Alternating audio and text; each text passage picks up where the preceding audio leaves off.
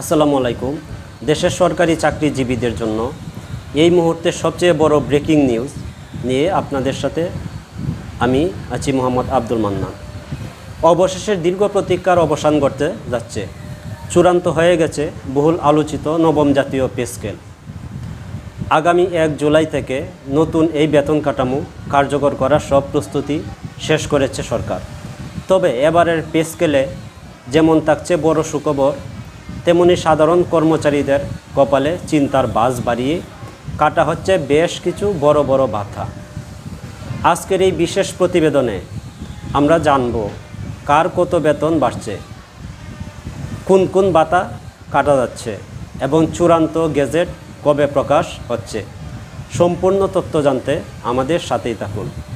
দর্শক, আমরা জানি যে বর্তমান অর্থনৈতিক পরিস্থিতি এবং মূল্যস্ফীতির কারণে সরকারি কর্মকর্তা কর্মচারীরা দীর্ঘদিন ধরে একটি নতুন পে স্কেলের দাবি জানিয়ে আসছিলেন। জনপ্রশাসন এবং অর্থ মন্ত্রণালয় সূত্রে জানা গেছে আগামী 30 জুনের মধ্যেই নতুন এই পে স্কেলের চূড়ান্ত গেজেট প্রকাশ করার লক্ষ্য নিয়ে কাজ করছে প্রশাসন।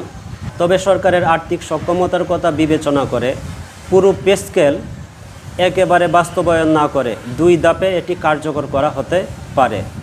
অর্থাৎ প্রথম ধাপে মূল বেতন বাড়বে এবং পরবর্তী ধাপে ভাতাগুলো সমন্বয় করা হবে।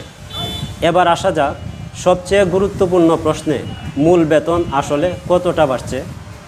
অর্থ মন্ত্রণালয় ও সচিব পর্যায়ে বর্তমানে 3টি ভিন্ন প্রস্তাব নিয়ে বিশ্লেষণ চলছে। প্রথম প্রস্তাবটি হলো সব গ্রেডের সরকারি চাকরিজীবীদের মূল বেতন একযোগে সরাসরি 50% বাড়িয়ে দেওয়া।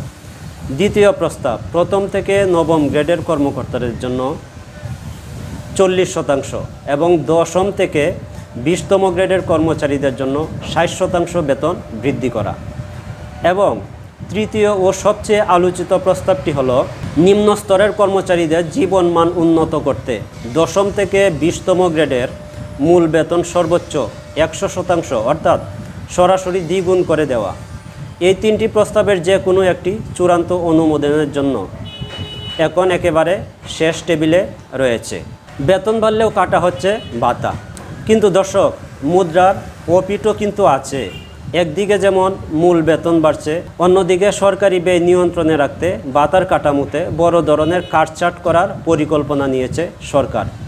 বিশ্বস্ত সূত্রে জানা গেছে নতুন পে স্কেলে বাড়ি ভাড়া ভাতার উপর একটি নির্দিষ্ট সর্বোচ্চ সীমা বা সিলিং নির্ধারণ করা হতে পারে। এছাড়া চিকিৎসা ভাতা, শিক্ষা সহায়ক ভাতা এবং যাতায়াত ভাতার ক্ষেত্রেও বড় ধরনের পুনর্বিন্যাস আসছে। অপ্রয়োজনীয় বা কম ব্যবহৃত কিছু ছোটোখাটো ভাতা একেবারে বাতিল বা সীমিত করার নীতিগত সিদ্ধান্ত নেওয়া হয়েছে, যাতে বেতন বাড়ানোর ফলে সরকারের রাজকোষে অতিরিক্ত চাপ তৈরি না হয়।